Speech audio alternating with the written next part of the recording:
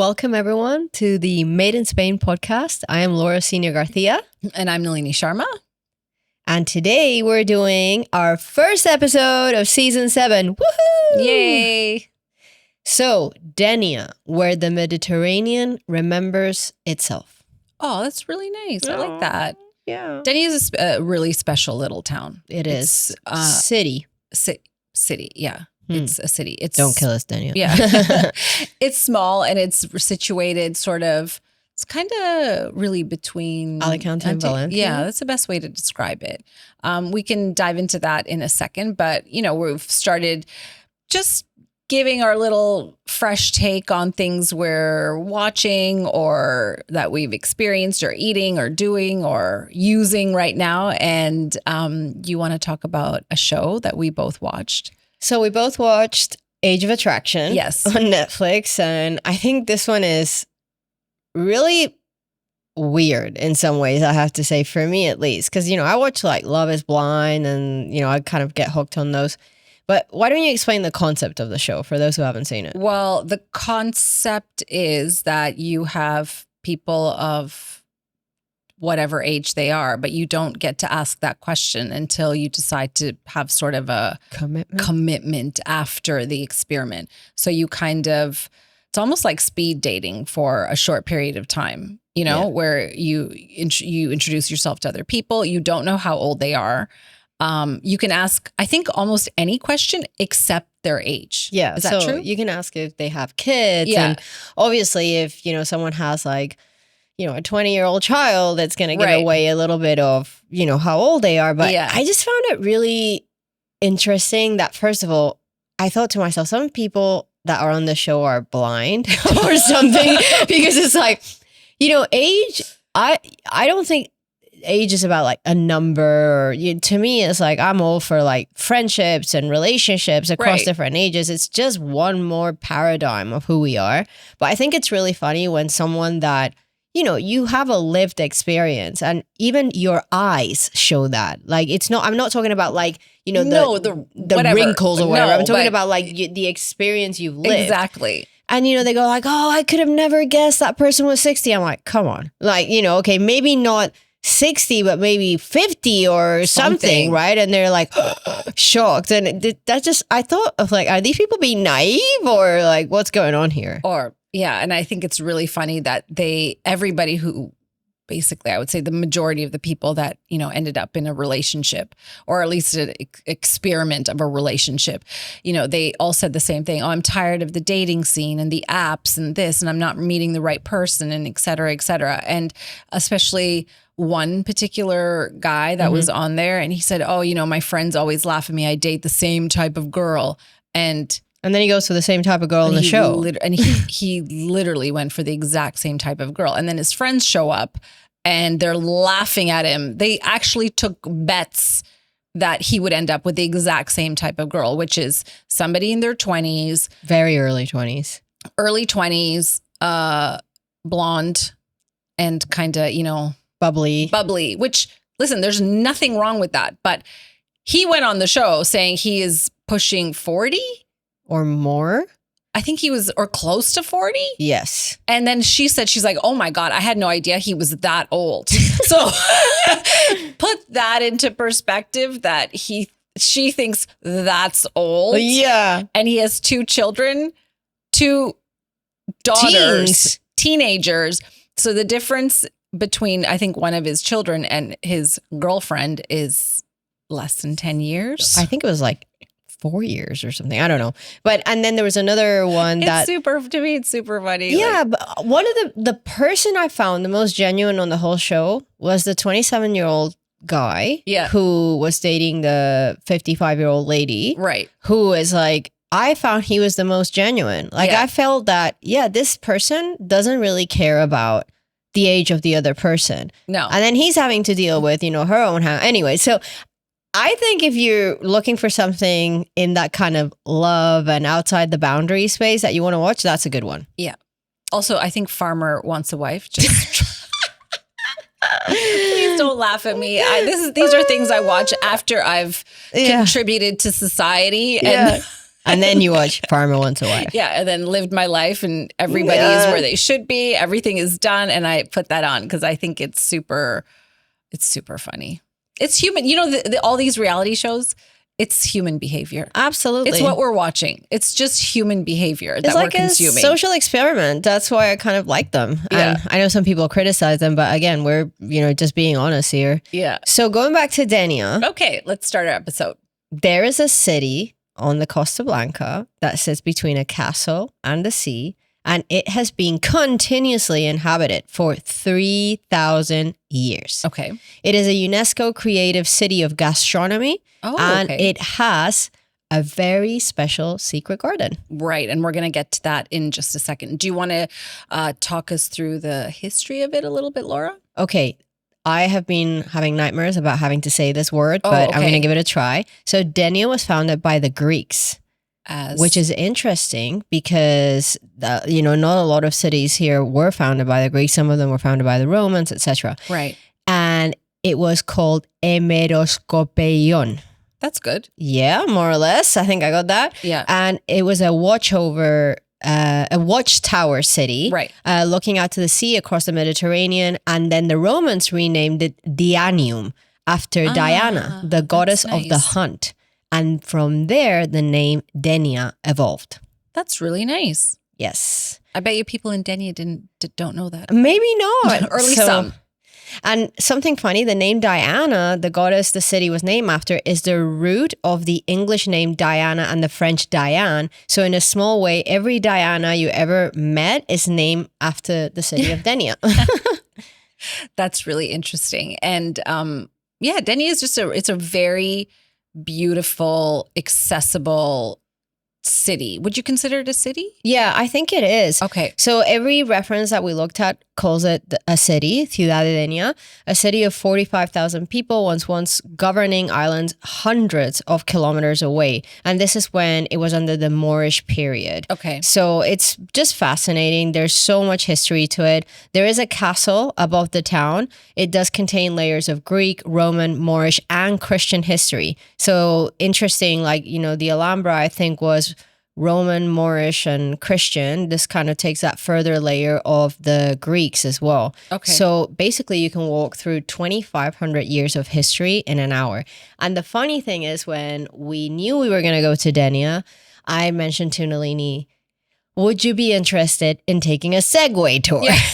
Which her answer was like, absolutely not. Leave me on the horses. So that's one of the reasons we decided not to visit the castle. But it's that we saw the castle, we just didn't visit it. But there is a Segway tour that you can take to actually go up to the castle, etc. And I've actually done that in Alicante, and it's quite recommendable.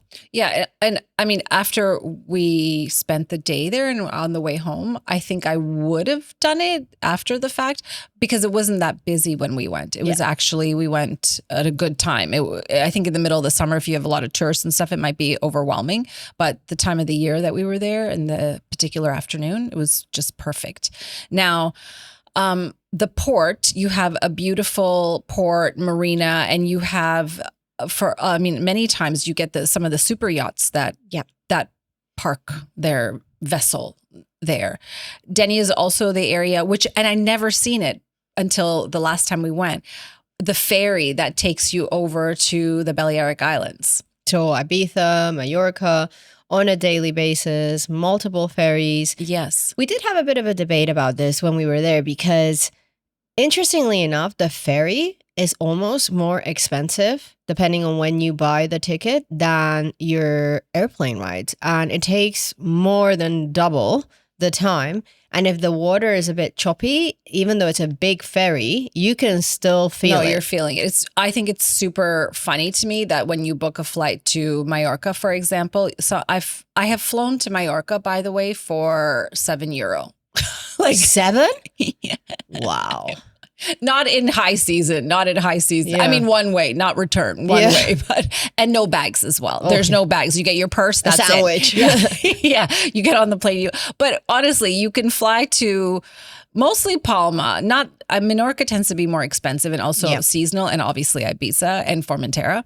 But I've gone for next to nothing to spend a night or a day even. You can take a day trip and go to Mallorca. And when you're on the plane and you look down, you pass the ferry.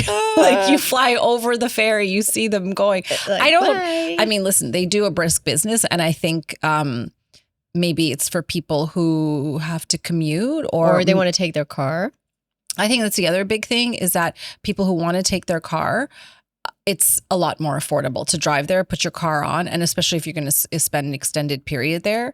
I think it would probably be for people who work. Yeah. Maybe from the islands and work somewhere here, because otherwise it doesn't make sense. It used to be cheaper. Yeah. Somewhere along the line, it was the cost was way less. But I can tell you, having been to Ibiza on a, let's say, fairly upbeat weekend, right, and then taking the ferry back is not an experience I wish upon anyone. It's not good. And I don't get seasick. But yeah, that ferry is an interesting ride. No. And then there's another thing that's really relevant about Denia is the gambas rojas. Okay. They're red prawns. Yeah, red prawns. Yeah, the red prawns from Denia are famous all over Spain. I don't know if they're famous outside of Spain, but they're very unique. The intensity and the sweetness of the prawn is completely like no other. So, and there they usually do recommend that you eat the head. Or suck the head of the prawn, or, you know, which I've always found it disturbing. I always find when I watch people do that with the prawn heads, it's like you're watching an alien movie or something. Yeah, like, I would. Yeah. I'm not into it, but a lot of people do that here. And the prawns are quite pricey. They're expensive. They're very expensive. I don't even know what the market price is today, but it's upwards of 100 euros a kilo at a good restaurant. And the fishermen go out at night, and the prawns put the prawns on the table in the morning. Right. So it's not like, you know, freshness is a real has to be a part of this. Right. I will say that you really have to know where you're going. You have to do your research, because if not, there's a high likelihood that you're going to be given prawns that they tell you are from there, but they end up being from Namibia or somewhere much more cost effective. I think once you see that particular type of prawn, you know what it should look like. Yes. It has a very distinctive look to it. Yes, it does. And always watch out for like the color of the prawn. It has to be like red. Yeah. You know, because they've got like a greenish undertone. Yeah. Sometimes they put these like preservatives on it, and it really kind of ruins the experience. I will say, I am not a prawn lover. It's something that if I have to, I'll eat it, but I'm not huge on prawns. They remind me of like sea insects. So it's really? Like I always look at them and I'm like, I don't know. And I don't even want to say what kind of insect, because I don't want to ruin prawns for everyone for the rest of your life, but they do remind me of sea insects. So I'm not huge on prawns. We had a really nice lunch when we were there. Yes. And I thought, we've talked about this before, but the noodle version of paella is fideuà. Fideuà. And your Spanish accent is like totally there. No, it's not. But anyway, that's a whole other issue. But it does not come from Denia. It's actually from Gandia. Yes. However, a lot of people think it comes from Denia. Okay, because it's a port town. Yeah. And the origin story of it, in a nutshell, is that a cook named Gabriel Rodriguez Pastor was on a fishing boat, and I guess he had to make food for the crew, ran out of the particular rice to make paella, and decided to use short noodles instead. Yeah. That's the kind of history behind it. Yeah. And it was born out of that, and it's become a staple. But you will see on most of the menus in Denia, it is sort of a staple and kind of the star of the show. Apparently, Gandia actually holds a fideuà competition. Oh, really? Which I think is quite interesting. And the socarrat that we've talked about with the paella, that happens with the noodles also. You get that like burnt piece at the bottom. That's the fun part. Yeah. I mean, the place where we went, I thought it was delicious. I think it was Agua del Mar. Yes. Agua del Mar. So like Agua de Mar, which is like water from the sea. Yeah. And very good service. Great place to have a fideuà. Anywhere, I think in the port, you're probably going to get a fairly good product. But as mentioned, I would do the research, look at the reviews. It's worth it if you're going to have an experience. to make sure you get the best possible experience. And yeah, the port, I think, is a great place to have a fideuà and some cava, maybe. And I would say for anybody traveling to Denia, for example, it is a place that's a little bit more upscale. Yes. It doesn't mean every restaurant is expensive, but it is a slightly more upscale place to have lunch. So just a recommendation that maybe dress the part. Yes. You don't have to be super dressed up, but it's not Benidorm. Nice. No, it is definitely not Benidorm. But also here I find people always dress up for lunch. Yeah, it's a thing, particularly at the weekend. Yeah. It's almost like, nice. You wear your Sunday outfit. Yeah, it's nice. And it's nice to be in a kind of environment like that. Yeah. So Denia, food, castle, history, the port, a little trip from Ibiza, but one little gem that we found. This is super special. Was the Jardín de la Albarda. Yes. So you want to talk to us a little bit about that, Nalini? All right. So when we were planning our day trip to Denia, we were thinking of things to do. I said no to the Segway. So this sort of came up on just, a little bit of research. And maybe for a lot of people, they would think, oh, yeah, I want to go to the port or, see the castle and be directly in, right at the water. But if you just drive a little further out, there's this, I really think it's a secret garden. Yeah, it is. It's a secret garden. It's so spectacularly beautiful. It's very special. It's very special. And I can guarantee you that if I asked 10 people that have lived here their entire life, they would not have gone to it. Yeah, it's very, very unique. And when we were looking for activities to do in Denia, and this came up, I swear I didn't actually know it existed. Right. I mean, it's not as if the average person is looking for a botanical garden to walk around on a Saturday morning. That's not maybe a search you put in Google. It might just be top things to do. I would hope this is populated somewhere along the, the suggestions, because it is run by, I would say it's sort of like a collective. It's a foundation. Right. Fundem, I think it's called. And I believe they have like 1,000 patrons. Yes. And it was funny because when we walked in, we thought, what a great place for a wedding or an event. And we're all excited, go up there and we're like, hey, so do you do like events or weddings here? And the woman's like, no. No, they do have concerts though. They have concerts and they have certain days of the year that they do like their own hosted events, but they do not rent out the space for that. It's really a conservation oriented garden and it's very, very special.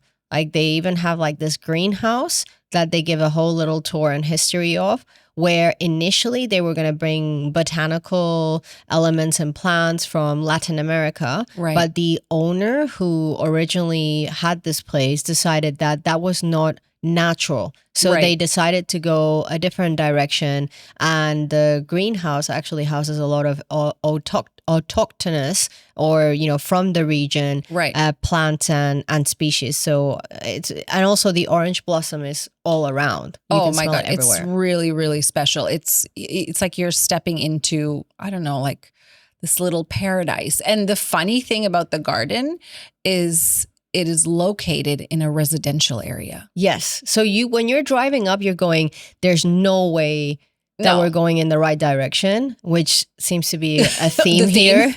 But it's only €7 to go in on a weekday and €9 at the weekend. There's plenty of parking. I think it's a nice place to visit as a family. 100%. And you can take pictures. They also offer a photography service for €100 up to 5 people. You have to book it in advance, but you can have professional photos taken there. I think they give you maybe an hour and a half of time, which I mean, realistically, you don't need. Affordable. It's very affordable. So if you want to do engagement photos, we saw a couple there doing their wedding photos. Like even a family photo. I think it's a spectacular place to go. You dress really nice. You pay your €100, book it in advance, take some beautiful memories, and then you can go for lunch in the port. Yeah, if you're a content creator looking for someone aesthetic, to shoot nice pictures, it's a great visit. And you're still contributing through your ticket to the conservation of the garden. Yeah. And it's also very educational. You can book a tour. There are tour guides that will take you through and explain all the different types of trees and vegetation that they have. The greenhouse that they have, the construction of it is very interesting because it almost looks like a coliseum. Yeah. It's like an amphitheater in a way. I don't know if it was originally built to host performances or something, because the way it's, circular and you have it graduated down and then the main stage area, I feel maybe originally that was its purpose. I mean, they just have plants all over the place now. Yeah, so the plants are watching the show. Yeah, but it would make acoustically, I think, a fantastic location for a concert. Yeah. And the day we went, the following day, they were hosting I think, classical music performance in the garden. Yeah. So that too would be something really special. So let's talk about how to do Denia, kind of summarize it. Okay. So you could stay in the old town if you want atmosphere and walking distance to everything, or the port area if you want waterfront energy. Yeah, I think that you can do the castle. You can, Denia is very walkable as well. I mean, at least the center of it. You can do the castle. You would have to drive to the garden. But then, you do the castle, you do the garden, and you head back for a nice late lunch or early dinner in the port or surrounding area.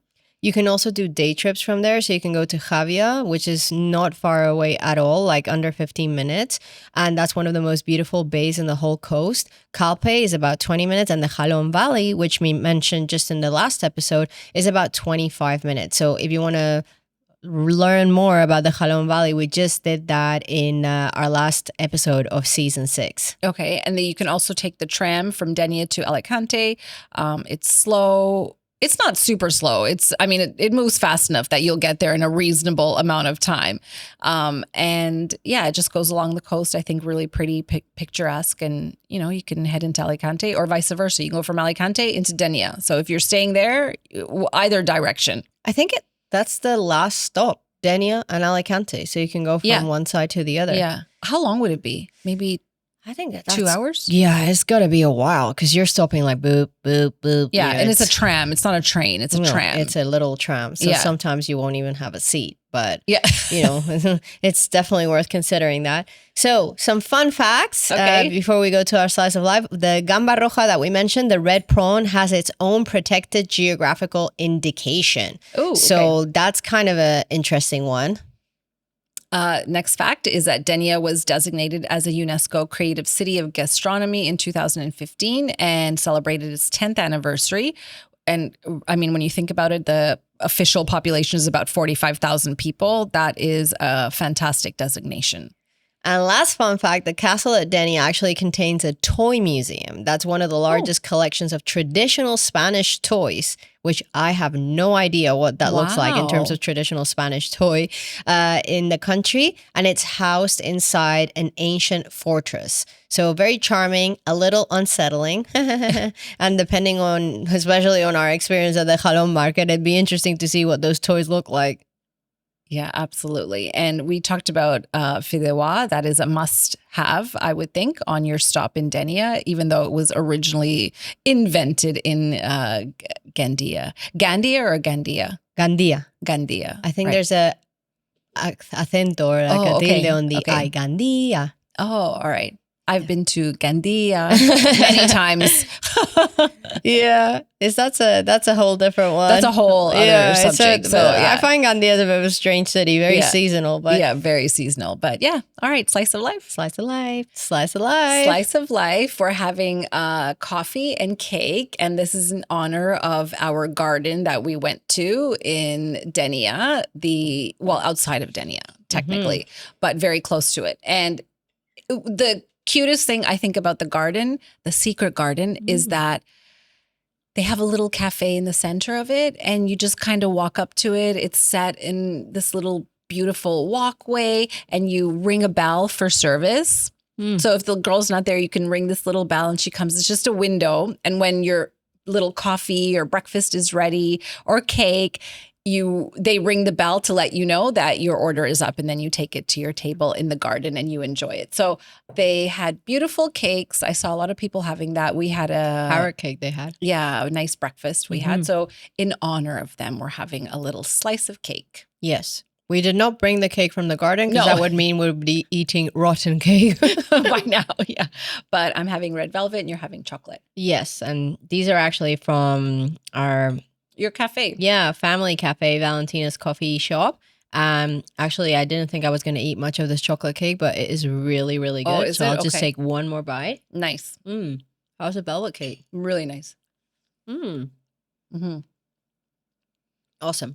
So in today's Slice of Life, we're going to talk about something a little different that we're going to do next Friday. So, next Friday is the flower moon, which is the blue, and we're going to do the blue lotus ceremony. Okay. So a lady from Soul Flow Holistics reached out to us, and we are super excited about this experience. I don't think it's the thing that we usually do. No. It's very different. And it's an evening, it's an intimate ceremonial journey where everybody's invited to slow down, open and deeply reconnect with ourselves. So there's going to be soft yoga to gently relax and arrive kind of fully present and in the moment. Then we're going to have an energetic cleansing to purify our energy and create the space. By the way, all of this is going to happen in like a yurt. Is that what you call it? A yurt? Really? Like yes, it's called the yurt in Javia. Okay. So it's like a big teepee or like a tent. Yeah. So we're going to be, so we're going to be doing it in there. Okay. And then the heart of the evening, we're going to share blue lotus tea. Right. Hopefully it's not laced with anything, because this is sounding quite hippie, but, I think it's going to be really interesting. And it's really a moment to open our hearts and invite kind of turning inward. And even though this is not something that we usually do, I think that it's so helpful sometimes to just slow down, because whatever you're doing in your life, it feels like all of us are running from one thing to the next thing to the next thing, and you don't connect with your body sometimes. No, and also I just think connect with your thoughts and the fact that we are booked in to do it, on a particular day at a particular time. On a Friday evening. Yeah, on a Friday evening, you have to set that intention that you're going to be there, you're going to participate in it.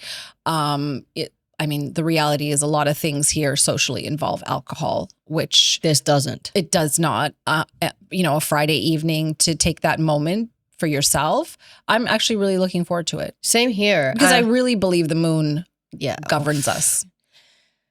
I believe and deeply, have felt it that, the moon phases. And if you think about it, it affects the sea levels.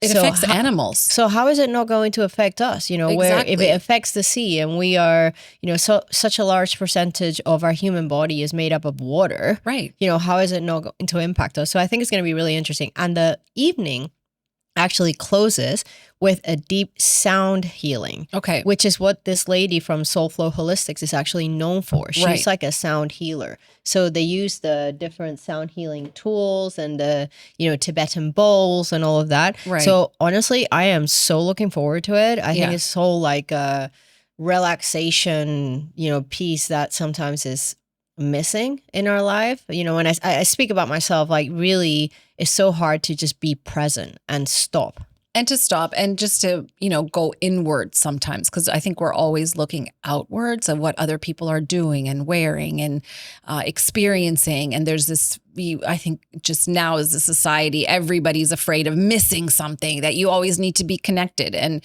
it's not about disconnecting, but actually using that energy to connect with yourself, and find a little bit of peace, or at least a moment of clarity. And even intentional breathing. So that's something that to me is quite fascinating, because I read somewhere the other day that there's this thing called email apnea, which I thought was hilarious. But if you think about when we're on our phone and you're kind of scrolling, or you're looking at your emails, or you're looking at your messages, many times we're actually holding our breath in. Oh, okay. So it's like, and then you realize you're like, oh my goodness, I'm not breathing. So, because you're reading, or you're kind of that tension. So they call it like email apnea. Oh my gosh, I never thought of that. I can even realize it right now. It's like, just taking a deep breath, being present, being in the moment. So I'm looking forward to going in there with the intention of just connecting with my body, because a lot of times I'm in my head, not in my body. Right. I know that sounds kind of weird, but no, that sounds super exciting. I did, when I was in Toronto, I did a sound healing at this yoga. What did you feel?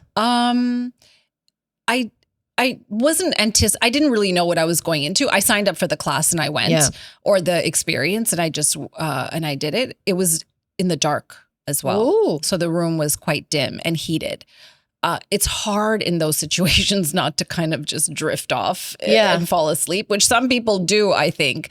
But it was, when you're finished, you feel very relaxed, very centered, and just very much at peace, which I think maybe is the normal way for people to feel. It's just that we have so many outside influences on us all day and stimuli that this has become the norm of how you should feel. And the opposite way is probably more natural to us.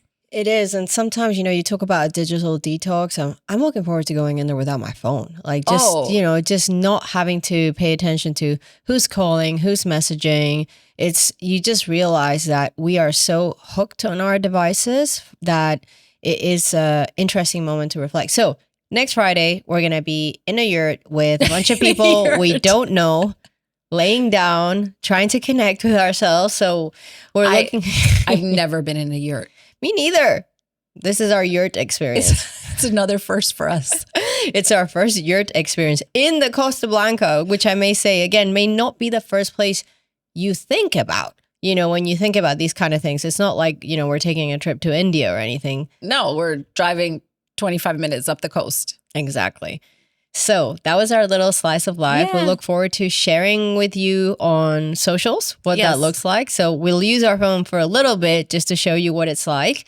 And let's finish with our sentence of the day. Okay. So very much with the theme of what we just discussed, the sentence of the day is vivir despacio.